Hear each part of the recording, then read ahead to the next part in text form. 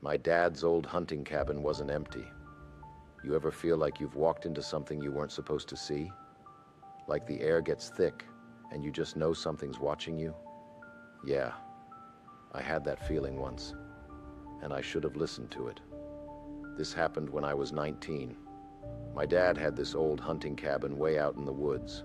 Nothing fancy, just a one-room shack with no electricity, no plumbing, just four walls, a cot, and a fireplace. He used to take me there as a kid, teaching me how to track deer, set up camp, all that. But after he passed, the place just sat there, abandoned. One weekend, I got it in my head that I should go up there alone. Maybe clear it out. Maybe just get away for a bit. I don't know. Looking back, I don't know why I felt the need to go, but something about it was pulling me there. Big mistake. The drive was long. Dirt roads turned to overgrown paths, and by the time I pulled up, the sun was already sinking behind the trees. The place looked smaller than I remembered. More forgotten. I stepped out of the car, stretching, and that's when I noticed something weird. The front door was open. Not all the way. Just a crack. Now, I was pretty damn sure I'd locked it last time I was here. My dad always made a big deal about securing the place before we left. I hesitated, listening. The woods were dead silent. You ever notice how too much silence is worse than noise? I swallowed hard and stepped onto the porch. The door creaked as I pushed it open, revealing the dim, dust-covered interior. Everything was where we'd left it. The old wooden table, the cot in the corner, the stone fireplace. But then I saw the footprints. Dirt, tracked across the floor. Not mine.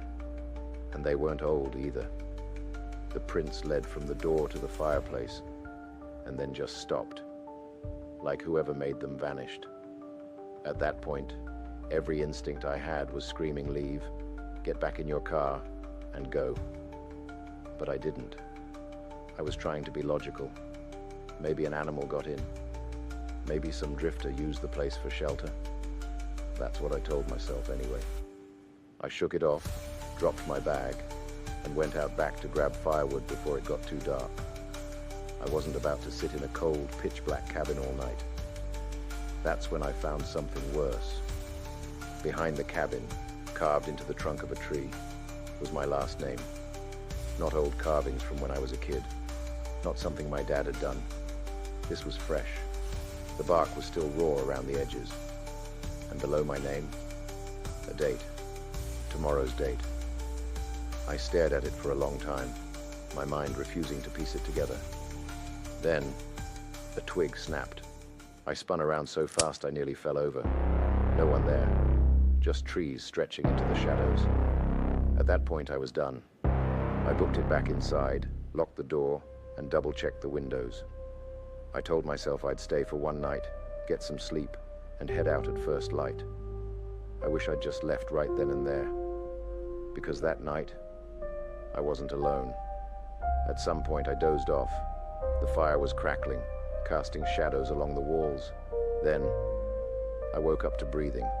Not mine. Slow, deep, coming from inside the cabin. I didn't move, didn't even breathe. Something shifted near the door. A shape, darker than the rest of the cabin. It stood there watching me. My mouth was dry. My fingers curled around the hunting knife I'd brought, but I didn't dare move. The fire flickered, and in that split second of shifting light, I saw it. A figure, tall, thin. Its face was wrong, stretched too long, skin pulled tight over bones, mouth hanging open as if gasping for breath. Then, it crawled, not walked, crawled, fast. I barely had time to react before it was right beside me. Its hand shot out, grabbing my ankle. I lost it.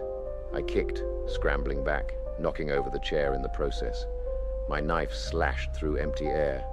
The thing let out this horrible, ragged sound, like a laugh, but not quite.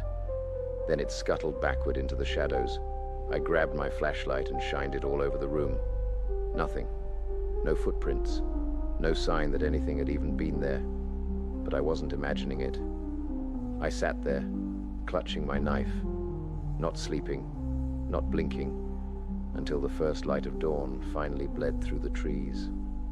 And that's when I saw it, the footprints, again, leading from the fireplace to where I'd been sleeping, and then back into the fireplace, like it had crawled out.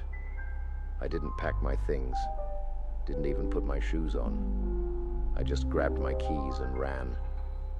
As I peeled out onto the road, I glanced in the rearview mirror. The cabin door was open again, and standing just inside the doorway was a tall, thin figure, smiling. I never went back. I don't even know if that thing is still there, but sometimes, when I wake up in the middle of the night, I swear, I hear breathing, right next to my bed. This has been The Hollow One. Please like, follow for more terrifying tales, and share with your horror friends if you like this story.